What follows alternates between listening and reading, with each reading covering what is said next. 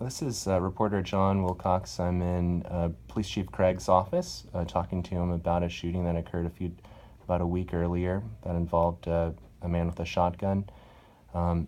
Chief, can you tell me about some of the reasons for the police department not being able to release some information? Sure. Really, what ends up happening is we take these investigations very, very seriously, and to the point where we'll run several different types of investigations. There's an internal investigation that is ongoing, that is a norm, where we look at the officer's actions, policy, procedure, training, tactics, those types of things, to determine if the officer who did use force did so consistent with the department policy. There's also a criminal investigation that gets done.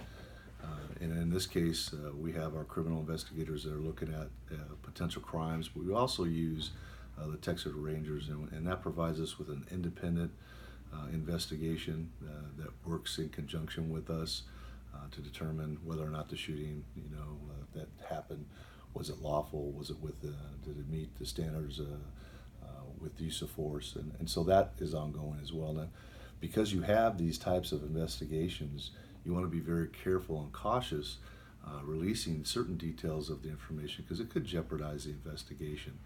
And the examples that I would use hypothetically would be, if we said a hypothetical type of situation would be, if we received information from one witness that a certain number of rounds were fired, and we find out during our investigation that that's not consistent with the evidence. Now we have two different sets of facts. So if I release information, preliminary information that's not based on evidence, it could potentially hurt the integrity of the case as it proceeds down the path, and ultimately to the district attorney, who eventually will make a final decision as to the case itself. So we need to be cautious. It's just as important to be thorough and collect all the facts and evidence. And I know that at times I've heard that sometimes people get frustrated that certain facts are not released.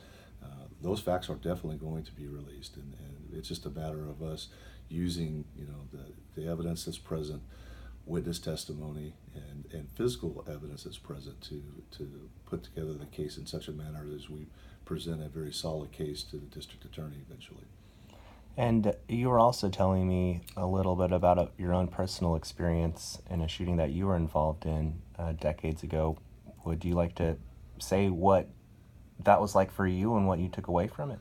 Well, I was involved in an officer-involved shooting, an individual that was lying in wait, that was going to commit a murder on a rival gang member.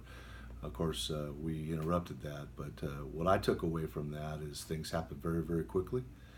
And sometimes, when you're the officer involved, things you get this tunnel vision type of where you're focused only on that individual that's intending to do you harm, and sometimes time goes very, very slowly, even though it happened very, very quickly. In your mind, it was going very, very slowly. So, but I think the takeaway really is that. What I learned in that investigation was there was a lot of things that happened that were pretty much, that I was subconscious that I was doing, that I didn't even realize I was doing. So when you go back and look at the facts of the case, you're like, whoa, okay, that happened. But at the time, if you would have asked me right then and there, I wouldn't have said it happened quite that way. So it's not a distortion of the facts. It's the facts according to you at the time, how quickly things happen. And things were very, very quick and fluid. And in most shooting situations, individuals that have been involved in shootings will tell you the same thing, that it's very different. Thank you so much, Chief.